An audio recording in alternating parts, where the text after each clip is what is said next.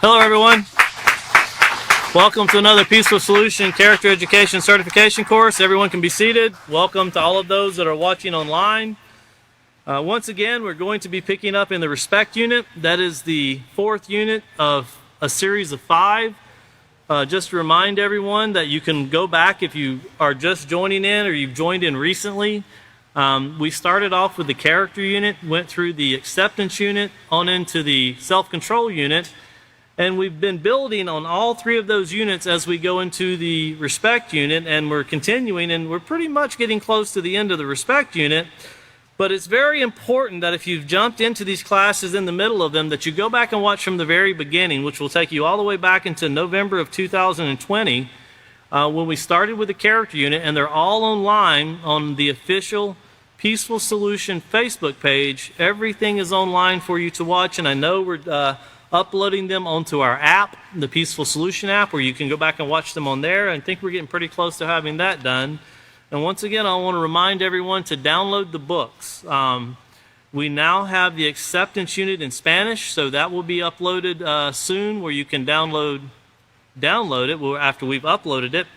And that way you'll have the Character unit, the Acceptance unit, and the Self-Control unit in Spanish for those of you that are watching right now in the countries that are speaking Spanish. And we're also continually working on the French, trying to get those done also.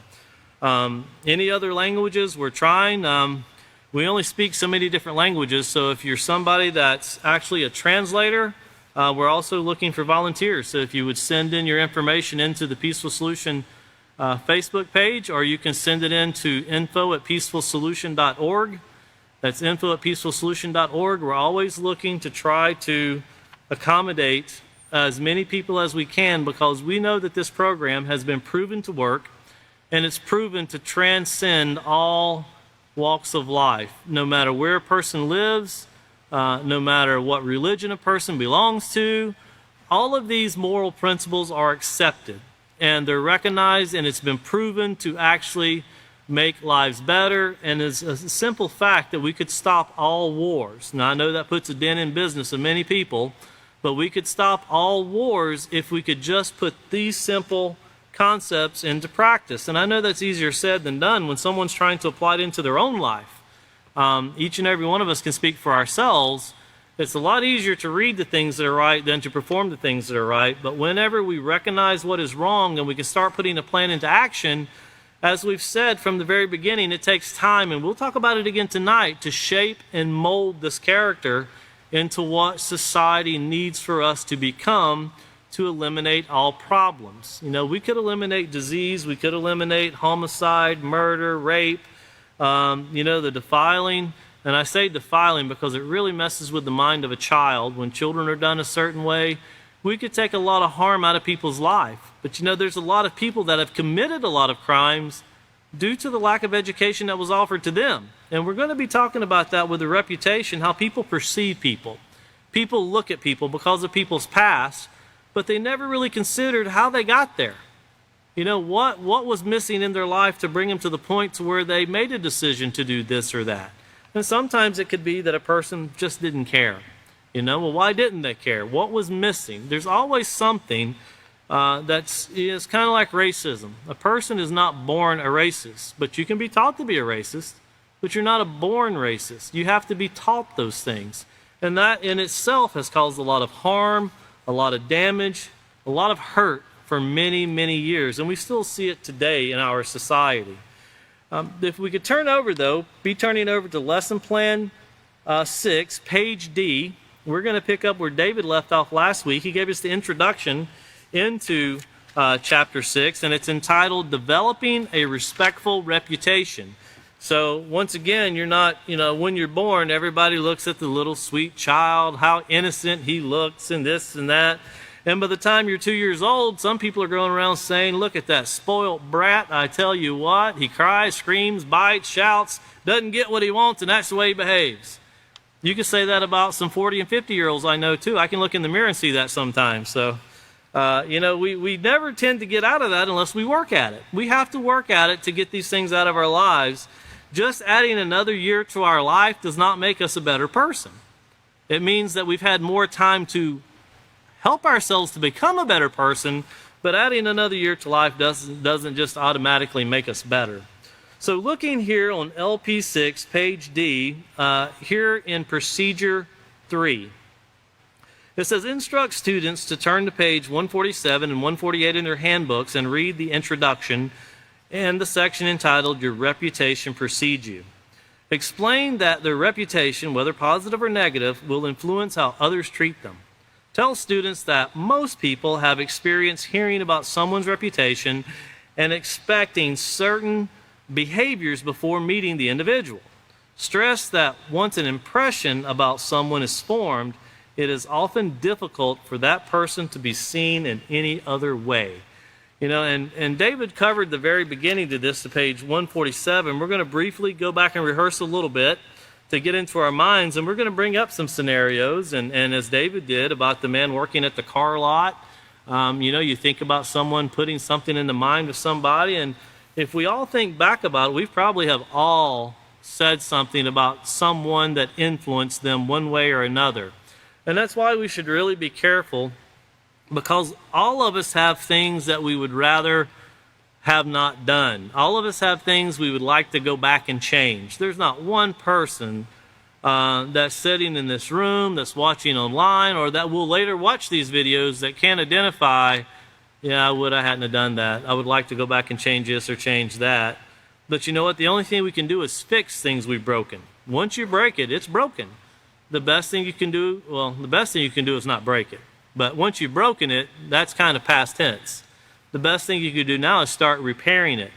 Sometimes they can be repaired very quickly, and sometimes it can take a long time to repair. It depends on what we've done.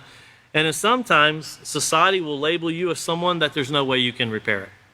That's society labeling you that way. That's not an actual fact. Anything can be repaired. It doesn't mean things can be replaced. Our actions sometimes can remove or destroy things that you can't replace, but it doesn't mean that the person that caused the action or that made the bad choice can't become a better person.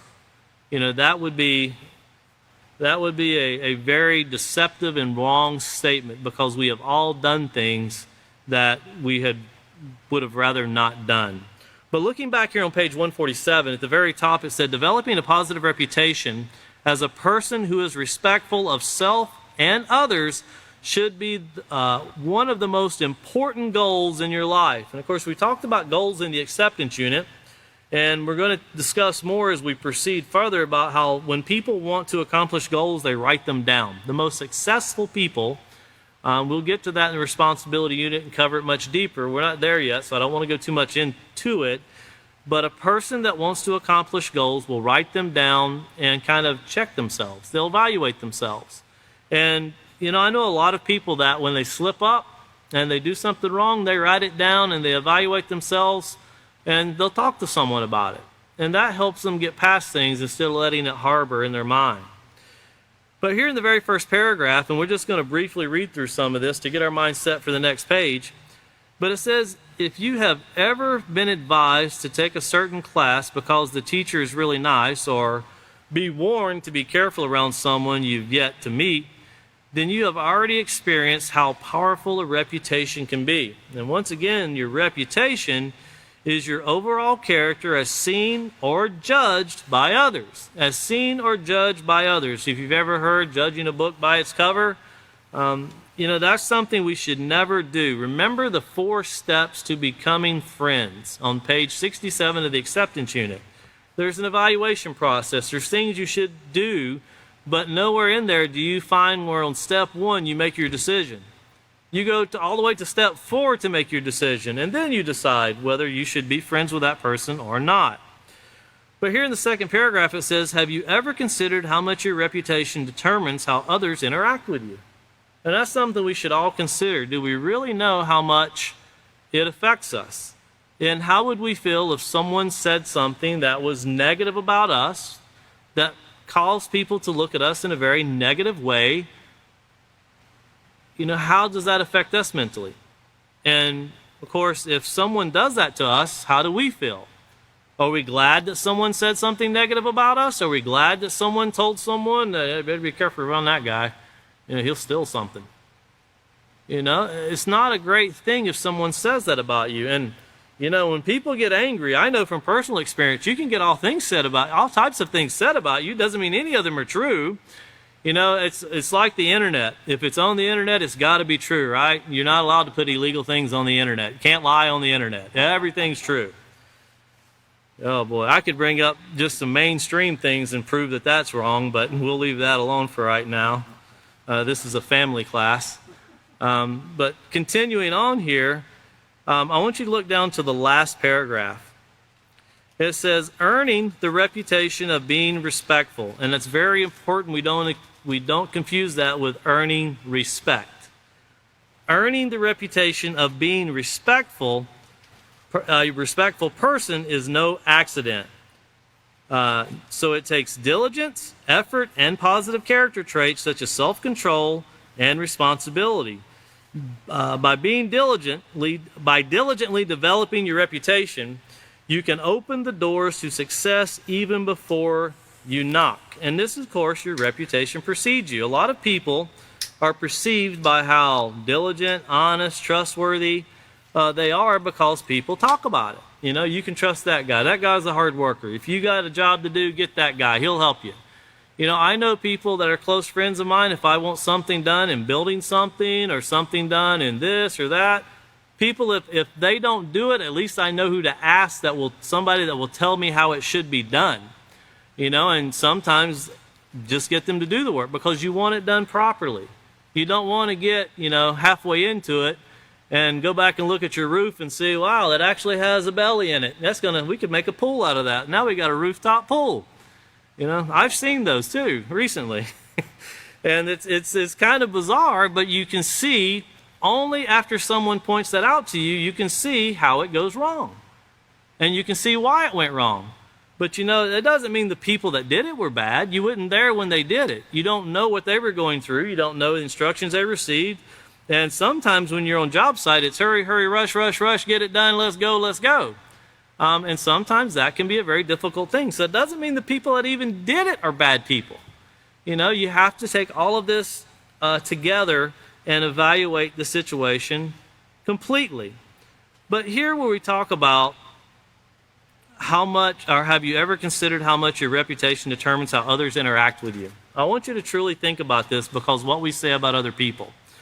I recently heard a story about a man that was actually accused of cattle rustling. That man steals cattle. And I heard a story about a man that supposedly did that too. And, like 8 years went by, and the person that had thought that the person was doing this went back and apologized and said, I realized that was wrong and you'd never done such a thing. You're a very loyal person. And I was there to hear that. I witnessed that. But imagine after all that's dealt with, here comes somebody else and they say, did you know that man he's a cattle rustler? Can you imagine what you're putting in the mind of people when you go around and it's already been proven that it wasn't true? But we put that in the minds of people. I also heard a story about a man that used to go pick up barrels of ingredients, we'll say. And one time it was considered, I think that man's kind of cheating us a little bit. And then after it was evaluated and checked, it was determined, no, that man's honest. He wasn't doing it. Wasn't doing it at all. Could you imagine what that man would feel like if everybody went and spread that, that guy was cheating us. He was stealing from us. Just imagine how that person would feel. Just imagine how they would feel if they were talking about each other that way. How would you feel? We have to really consider how powerful our words are. We have to consider how much damage these things can do. Because sometimes we tend to want to think the worst of other people to make ourselves feel better about ourselves. So we can think a lot of ourselves. We can build up our own reputation to be really great.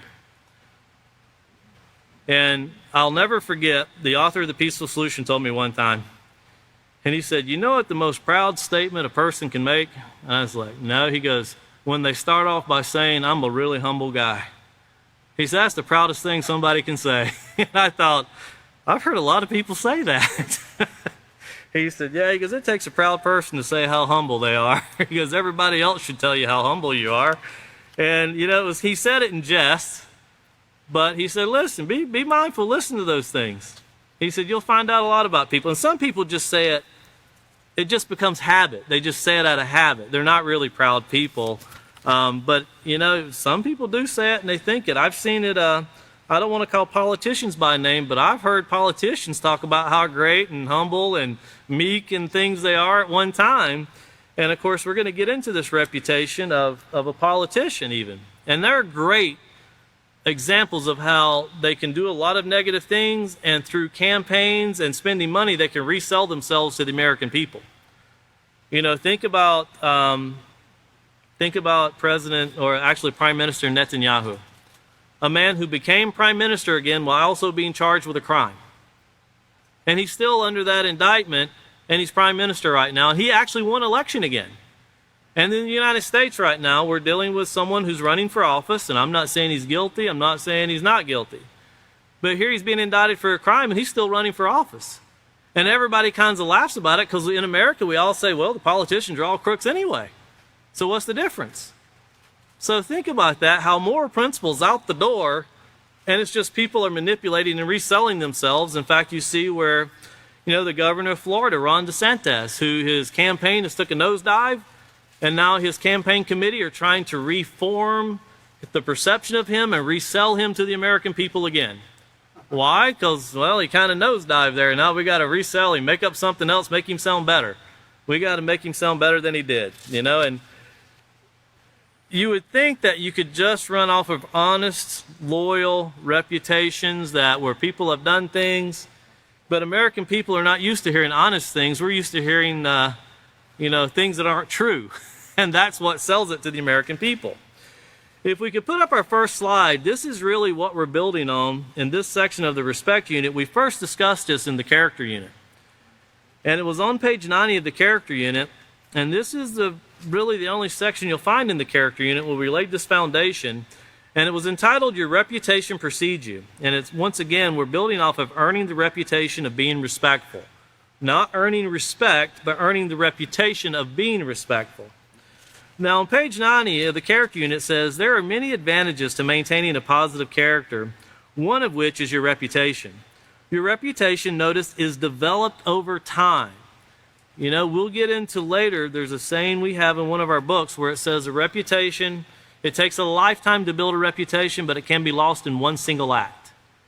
And there's a lot to add to that, but it's something to stick in our mind. We can actually destroy our reputations just with one single act. For example, if you're considered to be an honest person and you're found stealing someone's money out of their wallet, there goes all of your years of trying to be an honest person. And there it goes down the drain. But continuing on here, it says, it is the overall quality or character as seen or, notice once again, judged by people in general. It can also mean gaining recognition from other people for some characteristics or ability you possess, whether positive or negative. You must consistently demonstrate and maintain positive moral character traits in order to develop a great reputation. Once a bad reputation is established, notice this very carefully. Underline it. If you don't have it underlined in your books, and I doubt many people brought their character units, so make a note about it. It is difficult to undo what others think of you. It's almost not even worth trying. One thing the author of The Peaceful Solution told me one time, he said, don't worry about what people say about you. Just make sure you're not doing it. Because you can't stop what people are going to say. Just make sure you're not doing the negative things that they're saying. But once you have a bad reputation, continuing on here, once a bad reputation is established, it is difficult to undo what others think of you. It's far better to maintain a decent reputation. So be careful and pay attention to the reputation that you are building. Continuing on with the next slide, this is still page 90 of the character unit. So if we could just switch over to the next slide. When negative character traits are demonstrated over a period of time, they become part of your character and part of your reputation. Do you know anyone with a bad reputation? Think about that. And there's music out there today that talks about their bad reputation and how they like it. And they don't give I won't repeat the word about how bad their reputation is. But it's a popular song. Well, that reputation was developed by some action others saw or heard about that person at one time or another, notice it was true or not. So here's something that's being developed, it's growing, and it's not even determined whether it's true or not. In other words, someone who steals will gain the reputation of being a thief and will not be trusted. People will be afraid to leave their belongings around that person. Well, if that person stole, that would be true. But if that person did not steal, can you imagine what it must feel like to be an honest person and be accused of stealing? Going on to the next slide, and this will finish up page 90 that we're reading here in the character unit. It says, on the other hand, a person who has earned a reputation of being trustworthy and responsible will be known as a dependable person. He will be trusted, respected, and admired for his positive character traits. As you know, word gets around whether it's positive or negative, and your reputation is no different. And in today's social media, word can get around and literally around the world. It can spread faster than you could ever imagine. In fact, you might know all about someone, though it might be true or not. Let me read that the way we got it written here, trying to switch words. In fact, you may know all about someone, though it may be true or not, without ever meeting them, because their reputation precedes them, just as your reputation precedes you. People are observing you at all times, whether you realize it or not. The more others observe you, the more they put together a picture of what you're all about. So as you strive to maintain a positive moral character, you will maintain a positive reputation at the same time. You know, and thinking about all those things and just continuing on to the next slide, this is something we put on page 100 here. And those of us that are sitting in here, or those of you, because I'm not one of them, that are mechanics can appreciate this. Because, you know, mechanics get a bad reputation too. I know people that automatically think when they take their car to the mechanic's going to rip them off. You know, and I've talked to mechanics that own businesses in Abilene, here where the headquarters is at for the Peaceful Solution. And the one mechanic told me, he said, you know, no matter how long I've done work for people, sooner or later, if I do work for somebody for 10, 15, 20 years, sooner or later they accuse me of ripping them off. No matter how honest I am with them, they accuse me of ripping them off. And I told him, I said, you got a horrible job. He said, but that's all I know to do. I've been a mechanic for 35 years. He goes, but sooner or later, you know, and I felt bad because I thought, I wonder if he's expecting me to accuse him of ripping me off here pretty soon. And I never have, you know, because I wouldn't know it or not. I just take, if it's broke, I want it fixed. You know, if you change my oil and the only thing you change is the oil filter, then that would be a problem, but I wouldn't really know it anyway. I don't go checking it to begin with. But notice here it says, keeping your character running smoothly, maintain it every day. So keep your character running smoothly. Maintain it every day by being prepared and setting your mind in advance to do the right thing. And that, remember, doing the right thing means even if someone has done something wrong to you, if somebody has said something about you, if somebody does something to you, make sure that we do the right thing. And that's easier said than done. Sometimes when people lie, cheat, and steal, you can have a million ideas go through your mind about how you want to get revenge. You know, I got to get even with this person. But it should immediately come into our minds what the author was inspired that caused this whole program to come about. Never get even, fight, don't fight back. You know, that's not going to bring a peaceful solution. And it never has and it never will. But turning over here to page 147, or 148, excuse me, 148. Here you see your reputation precedes you. And here it says, hi, my name is Sam. Yes, I've heard about you. You have? Oh no, I wonder what you've heard. You know, and we can actually think about that. When someone says, and that's usually a comical remark people will make when you meet someone and they go, yeah, I've heard a lot about you. The first thing that will go through somebody's mind, I wonder what they heard. I wonder what they think. You know, where I live in Texas, there's a group of people that don't know them say very negative things about them. But people that get to know them and know who they are have nothing but positive things to say about them. And they're one example of how, because their lives are different than what mainstream would be, it's a great example of how perception, due to listen to falsehoods or lies, can actually cause somebody to think these people are just, filthy, nasty, dirty people. And when you get to know them, you find out, no, they're some of the best people you could ever deal with. In fact, they're the best people you could ever deal with. They're known to be honest. They don't steal. If they tell you something, that's the way it is. It's hard to find people like that. Some people hold that as a value in their communities. Some people, it's all about how I can get the upper hand. How can I take advantage of this guy or this woman? How can I get something out of this person without having to pay for it? How can I get something without having to do what everybody else has to do, which is work and earn something and say that it's mine? We've already covered what it means to steal something and to say I borrowed it and not return it, or to borrow it and return it broken.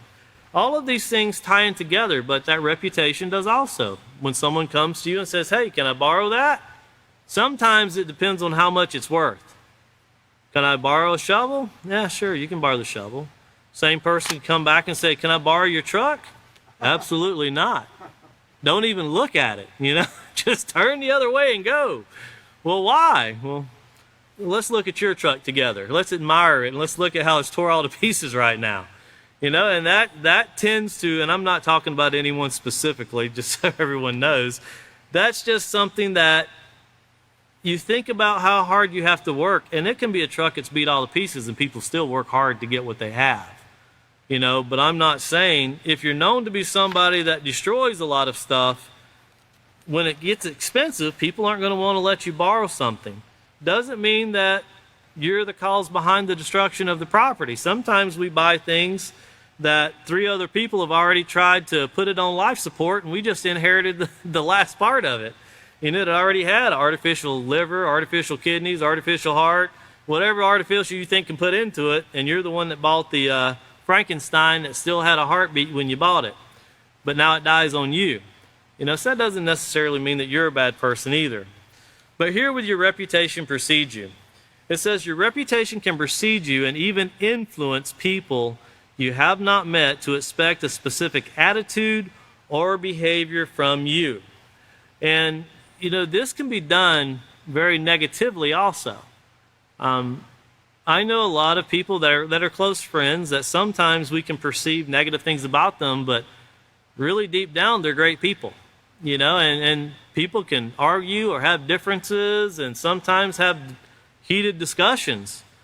But when you stand back and look at it, you realize, well, the goal is to make sure that everything is running smoothly and that no one's being stolen from, no one's being treated. There's no harm coming to ourselves, someone else, or the environment. That's really the goal, to make sure everybody's taken care of, and everybody has the opportunities that they you can say that they deserve, or you can say that they're rightfully owed in life.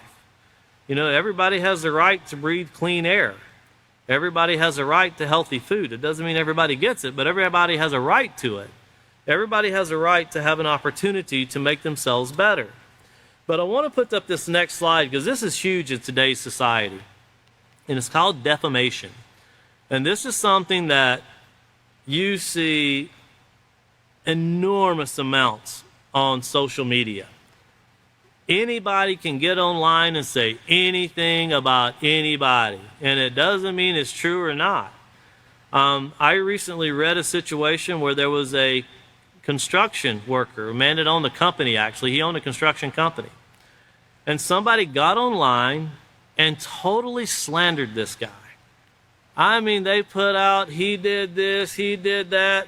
They really didn't take any they took pictures of completed work, but they didn't take any pictures of things that the man supposedly did. And people got behind this guy, or behind this comment that was put up, and just gathered and slandered this guy some more, and they shared it all over the internet. And then it come out that the person that was slandering this construction worker had actually stole about $40,000 to begin with to pay the construction worker that didn't finish the job. Why? Because he possibly heard that the money was stolen and he didn't want to be a part of it. But you know, that story didn't get out there. Not yet. There's a lot of people that heard about it, but the story didn't get out yet. But the guy that was doing the construction work, he could easily be put out of business. Well, why did he do it? I don't know. So I can't give you a reason why he did it. I think he's a very smart individual from getting away from that situation. But, you think about how people put stuff up negatively about someone. They were talking about how they were stolen from. They were talking about how they were lied to and cheated. They didn't dare put up what they had done, though. And you think about, so be careful what you believe about someone before it comes out. Because here you see, defamation of character is defined as a false statement of fact that causes the victim of some type of harm. You can pursue a civil claim for a defamation of character. You can actually sue someone for monetary value because of what it does to people's perception of you. Like this man could actually sue for loss of business. This means filing a tort, and for those of you that don't know, a tort is a wrongful act or an infringement of a right leading to a civil legal liability in this case. So that means filing a tort lawsuit in hopes of recovering monetary compensation for the damage done to you. And if this is done to your business, and this takes place a lot with Google Review, and I'm not trying to throw Google Review under the bus, but anybody can get online and post a review on Google about any business, whether you've ever done business with them or not. And I have a business, and I had somebody one time, and I hope this doesn't bring me a bunch of repercussion with a lot of negative reviews tonight, but I had somebody one time that belonged to the same, I'll say, organization that I do, and when they got upset with the organization, they slandered my business. They put all kinds of negative things about my business, and they'd never bought anything from me, never done business with me.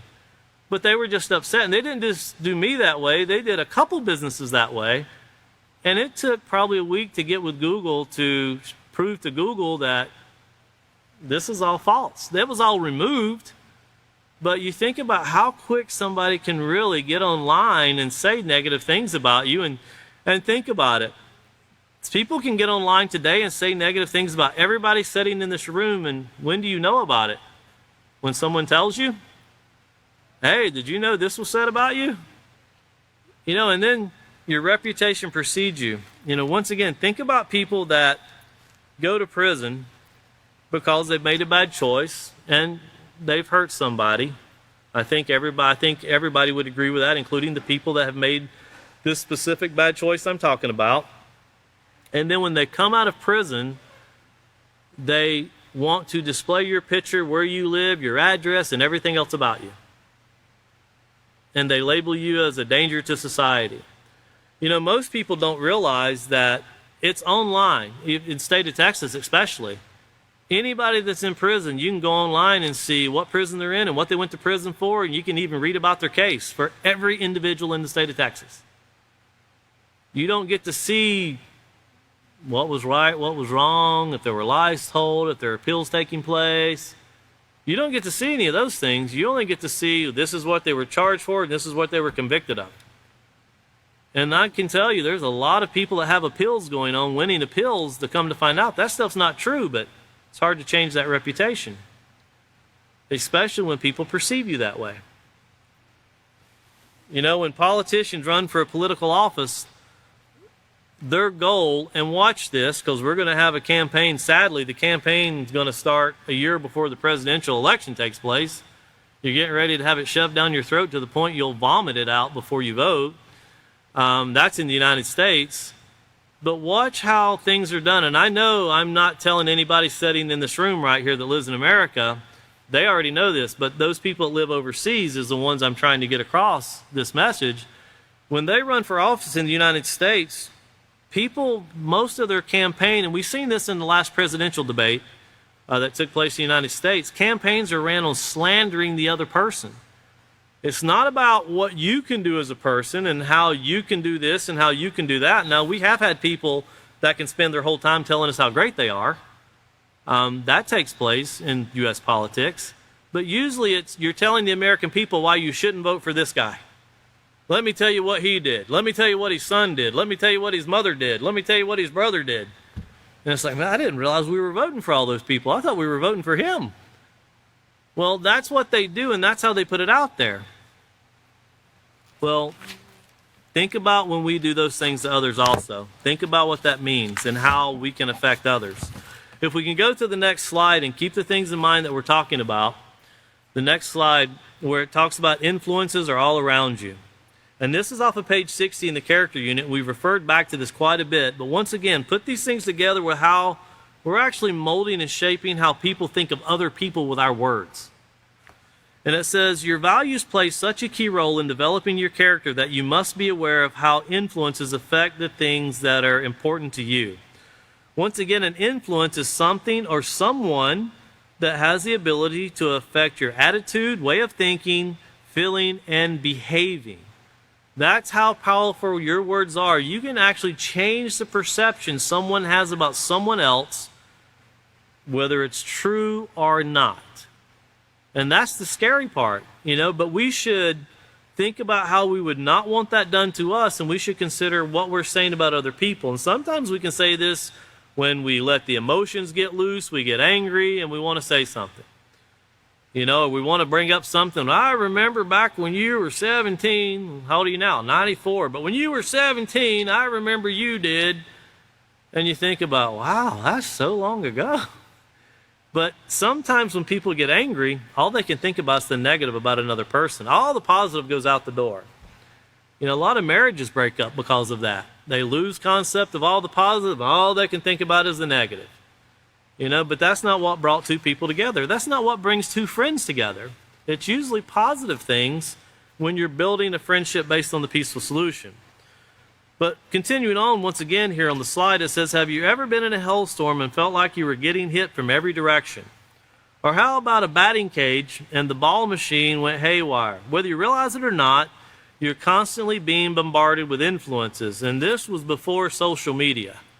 This book was written before the MySpace and the Facebooks and the Foursquares and the Instagrams and the Twitters and Snapchats and whatever else is out there. I've never been on any of those things. I used to have a Facebook account, never been on Twitter, Instagram. I still don't understand what Snapchat is, so someone would have to explain that to me. I don't even think I want to know what it is, really.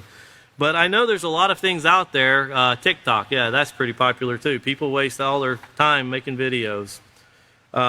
You think about how people put this stuff into influence. And I say waste time because I've recently seen on TikTok where people are using it to influence people about who they should vote for in the next campaign. And they kind of persuade people here and there. It's kind of like when people do their profiles on social media. Everybody, it was saying that when people do their social media profiles, they put their profile as the person they always wanted to be. It's not really who they are, but it's who they've always wanted to be. If they put who they really are, everybody would see, oh, your life's just as boring as ours is. Everybody really has a pretty boring life. Well, it's kind of like I was talking to some people from Venezuela who are refugees in another country in South America yesterday. And they said, I've got some cousins that actually are in America right now. I said, oh, okay. Yeah, where did they go? Well, they won't say. Why won't they say? Well, they're afraid they're going to get thrown out. I was like, oh, okay, well, I guess they can be legally. I don't want to know anymore. However they got here is none of my business. But I asked them, I said, well, what's life like for them? They said the first thing they said that don't believe the lie about the American dream. It's not true. Everybody here is in debt. I was like, yeah, that's the truth right there. Everybody thinks that Americans are always on vacation. They have the nicest cars, and they're spending lots of money. And I told them, I said, well, here, let me send you some pictures of Skid Row in California. Let me send you some pictures of Oakey Street in Washington, D.C., and that's the actual name of it, Oakey Street in Washington, D.C. Let me send you some pictures of Chicago and San Francisco, of Houston and Philadelphia and New York. This is the American dream right here. once you spend all of your money, once you get yourself in so much debt you can't afford it, you live out on the street, or you live in your car, or you have to start all over again. And that's what occurs in the American dream's not what it used to be. But this perception, this reputation America has, you come here, you get rich, you live the life. Man, it's great. And the one thing that was said that, when we watch TV, and this person was telling me, my influence and my perception of the United States is going to Disney World. That's my concept of America. And I said, well, I'll be honest with you. I've owned my business for a lot of years, and I've made a lot of money, and I can't afford to go to Disney World.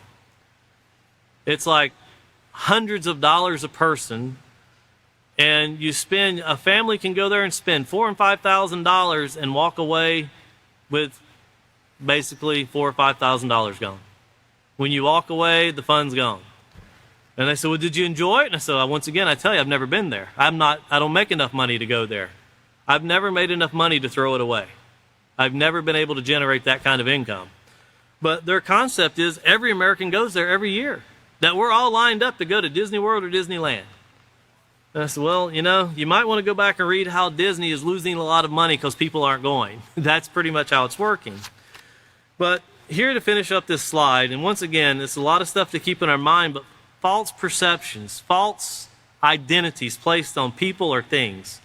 Whether you realize it or not, you're constantly being bombarded with influences. Everything you hear, experience, and see, as well as every interaction and conversation that you are a part of, have the potential to change the way you think and feel about the things you value. And you also have the power to change the way other people think and feel about the things that they value and the things that they look at and the way they perceive things. So going back here to page 148, once again, thinking about the power we have, and we really do have a lot of power with our words, and the way we can cause someone to see, perceive, and even consider someone else just by the words we put in their mind. So here with the second sentence, it says, in many ways your actions, whether respectful or disrespectful, will cast you into a particular mold of people who share similar behavioral patterns. Now, I want you to think about that word mold really quick, and we're going to go to our last slide, because we first started out with our character unit, and we talked about character. Everyone has it, but where does it come from? And we said that our character defines what is important to us, what we believe in, and how we treat others, just as clearly as our faces and voices define who we are physically.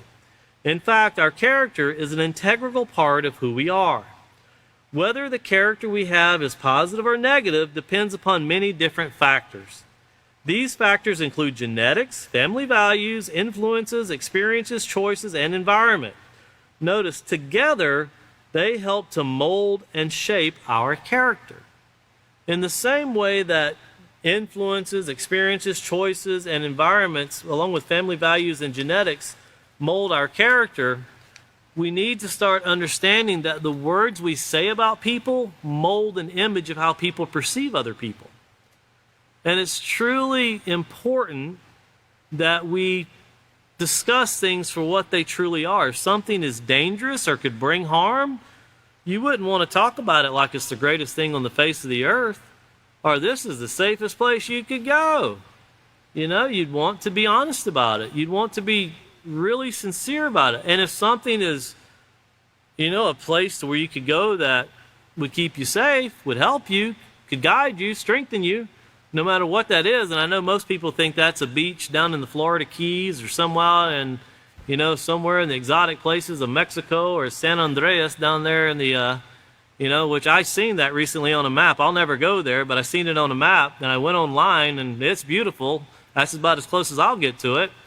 But, these are like dream places. And we've been teaching the Peaceful Solution. We've been to some beautiful places before. And we got to spend all of 20 minutes looking at the beautiful parts, because the places we were teaching were in the fractions, or in the very poor places of the country. we never really got to spend time in the nice places. And that's not why we even went for it, but we did spend about 30 minutes looking at some really beautiful sights, and that's about all the time we had. But you know, I tell you, the reputation, just getting into one thing so people understand. When we went to Jamaica, we went online. We were excited about going to Jamaica. We had some really close friends, and we still do in Jamaica, that teach the peaceful solution. And we were going there for a week and a half to present the peaceful solution to many people that were in governmental offices, and they were in offices that overseen the curricula for school. And we went online and we seen all of this beautiful stuff, and we just couldn't wait to get there. When we first went in, of course, Americans you don't really need a visa. You come in, they stamp your passport, and you proceed on through. So we were in line waiting to go through immigration, and the lady who was Jamaican working for customs, she said, "You guys are Americans?" "Yeah." "You can go." Well, we didn't get our passport stamped. She goes, "How long are you going to be here?" I said, 2 weeks. She goes, "You won't stay any longer than that." I'm thinking, this place is supposed to be beautiful. I might just stay and not come back. And she laughed. She goes, You'll want to leave after a week. I'm like, what does she know that I don't know? So here, they didn't stamp our passports. They just let us go on through. Everybody was American, was allowed to go on through. So as we're going through, we go outside. We meet the people that we were expecting to meet. Great people, some of the nicest people you'll ever meet in the world. And we're all excited. And, you know, here everything's backwards, the way you drive backwards to us, European style, where you're on the wrong side of the car driving, wrong side of the road.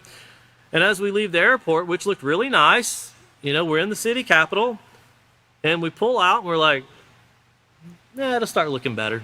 You know, we look out in the port, and the water wasn't crystal blue like all the pictures showed.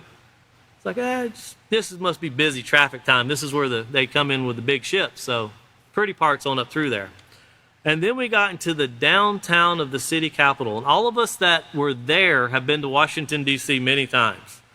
And when you go to Washington, D.C., if you've never been, the buildings are so huge it takes your breath away. We spend a lot of tax money putting lipstick on things. And Washington, D.C. is actually, it's a very impressive place as far as the buildings, the architect, and even the National Lawn. It's a very beautiful place on the East Coast as far as weather. It's really nice. I'm from the East Coast, so I enjoy that type of weather, watching the fireflies at night and all that. That's things that I grew up with. So to me, I find that to be very nice. As we got into the center of the city capital, there was no one around, and trash was everywhere. It was not in trash bags. It literally looked like somebody had just dumped trash.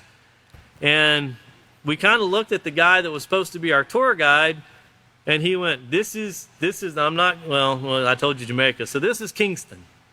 And he was so pleased, and I'm thinking, where's the nice part? And he looked at me, he goes, this is the nice part. That's not what I seen on the pictures before I got here. Oh, you're talking about the resorts. That's on the north side. Oh, okay, where are we going? We're going to the north side. I was like, oh, great, because we're not staying in a resort, so I hope it looks better. And one thing about Jamaica, you can drive from the southern part to the northern part of the country in an hour, because China has come in and put a freeway there. And we got on the freeway, and we noticed we're the only one. We had to pay to get on the freeway, by the way. And we went to a place called Spanish Town, and we journeyed all the way up through there, and and we went through some very beautiful parts as far as the landscaping of Jamaica. Very beautiful parts. Some of it they've even made movies about. And the thing that we noticed was there was people living in tin shacks everywhere. Not just one or two, hundreds and hundreds of people. And the first thing that comes to your mind is, where do they go to the bathroom? Where's all this beautiful, nice resort life that you would think that everybody's living down here? And you realize when you go to exchange your money and $1 American dollar makes 225 Jamaican dollars, life isn't too fair down there at this time. I think it's a lot worse now. But as you went through the country, you've seen people living just hand to mouth. Sadly, we've seen 15-year-old girls prostituting themselves down there. And that's not the life that you've seen that was on the internet. That's not the life at all. And as we finally got up to the northern part, the place that we were allowed to stay in, because someone heard what we were doing, they let us stay in a very nice place. One of the nicest places I've ever stayed in, the worst road I've ever seen in my life. And the reason the roads were bad, because wealthy people live on that street, and they left the roads horribly bad so no one could steal things and drive out quickly.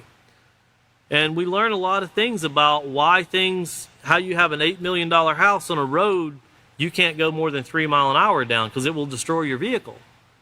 And it was all because people, if you're driving down that road, you're not supposed to be there, you must be a thief. And of course, when you live in a country that doesn't have much money, there's a lot of theft that goes on. But as we went through teaching, we met a lot of great people, because a person's wealth doesn't determine the quality of being they are. We met a lot of great people, a lot of sincere people, and a lot of people that really wanted to make a change. None of them were rich, none of them had money, but they all had a value system where they were trying to improve things. And they're doing the best they can, and we still work with them to this day in that area. And of course, it's a job, it's a challenge to get these things done. We're doing it in our own lives, and we haven't, when you think about how long it takes us to accomplish this in our lives, then we have to realize that it takes people the same amount of time or more. We can't expect things to take place at the snap of our fingers, but we have to put forth the effort. But the perception that we had of what Jamaica looked like, and there was a time where we went on a lift to take us up above the trees, and we could see it was absolutely beautiful. But there were no Jamaicans there. That's where everybody was coming to vacation. And we asked, well, how many Jamaicans live in this area? They said, well, some work there, but there's even, a lot of that is ran by Americans. It's not Jamaicans. And you start thinking, so the beautiful parts of this country, the people that live here don't even get to partake of? Pretty much. And you think about how unfair is that we go into a nation, and I'm just saying this for Jamaica, and I'm not blaming the American government, but when you go into a nation and hear the people that are actually citizens of that country can't even enjoy the beauty of their country. And you think about how people have to live, and, reputations of people, well, this person's from this country, so they're a thief. I always tell people, before you make a comment about someone, get to know that place, that nation, that city, that environment. Get to know what life is like. I've been to dirt poor cities. I've stayed with refugees. I've literally stayed in the middle of them and stayed a week with them because I wanted to see what life was like. I did that just a month ago because I wanted to see, what are you people really going through? I wanted to know. And I tell you what, I stayed there, and I had a place to myself, which made it nicer because nobody else had that. But it's a very interesting way of living. It's a very difficult way of living. And I made sure that, whatever you guys eat, I want to see what you eat. I've got a specific diet, but I want to see what you eat. So I basically lived on rice the whole week because that's what they ate, was rice. And I like rice, so I eat rice. I made it the way I like to eat it because I don't know how they like to eat it. The way I like to eat it when I'm out of the country is just water and salt. That's pretty much it. Very bland, but that's the way it goes. But you start perceiving, and it goes back to a lady I met in Mexico, a very old lady one time, and she was fixing rice. And I said, why do you love rice so much? Why do Mexicans love rice so much? And she looked at me straight in the face. She said, it's not that I love it, it's all I can afford. You learn to make beans and rice many different ways when that's all you can afford to eat. If you think we love it, you're missing the point. It's all we can afford. And I realized I had a false perception about the reputation of people. And I've always encouraged people, before you get an ideal about a group of people or someone else or other countries, try to get an idea what they're going through first. Because America, by far, has it easier than anybody else. So you can pretty much consider what you got is easier than what they got. No matter how hard your life is in America, I'm telling you. And I know there's people that are listening. I know there's people here at the headquarters that travel here from other countries to learn, and they go back and forth. And they know what I'm talking about. They live it. They've been in it. They still live it. So keep those things in mind before you hear, that person's from China. Oh, they hate Americans. That person's from Russia. Oh, they're killing people. That person's from, Colombia. Oh, they work for Pablo Escobar. They start saying all of these things. That person's from Mexico. Oh, they're a cartel member. All this falsehoods that come out. We always like to take and breed the worst thing into something. You know, we've talked about how people see someone dressed as an Arab. Oh, well, they blow up buildings. You know, they crash planes into buildings. You know, people can say that, but not everybody's that way. But our reputation precedes us, whether it's true or not true. So think about that as we finish up here this last paragraph. It says, the cold hard truth is that once people have formed an impression about you, or we form an impression about someone else, it is very difficult for them to see you in any other way. You know, think about that. When we do something, let's specifically talk about ourselves, and when we form an impression in someone else's mind about someone, think about how difficult, especially if you're a trusted person, and someone looks up to you and you have a reputation of being honest.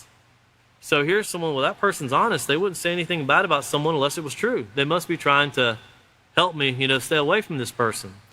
And there's a lot of honest people that make a lot of bad choices with saying a lot of bad things. You know, sometimes we don't think about what we're doing as we're doing it. We do it, and those thoughts come into our mind, and we determine and make a choice to do it, but we don't consider the consequences of what we're doing.